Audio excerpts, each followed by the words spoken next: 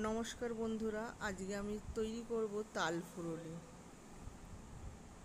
তার জন্য আমি একটি তাল নিয়ে তালটাকে চেঁচে নিয়েছি।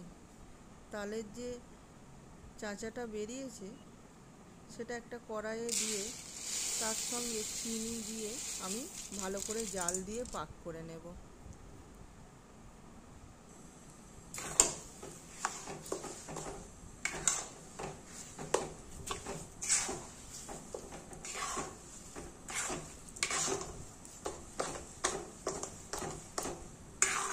তালটা জাল দিয়ে পুরো ভালোভাবে এইরকমভাবে আমি ফুটিয়ে পাক করে নেব।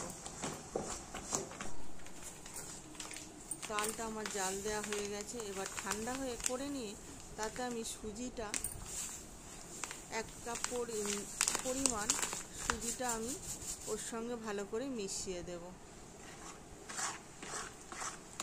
ঠান্ডা করে নিয়ে এটা তবে আমি মেশাচ্ছি। তালটা সঙ্গে সুজিটা ভালো করে মাখিয়ে নিলাম, নিয়ে এটাকে আমি 1 ঘন্টা মতো রেখে দেব চাপা দিয়ে।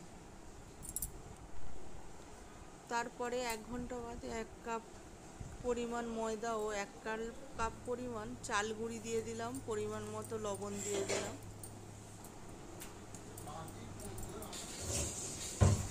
লবণ দিলাম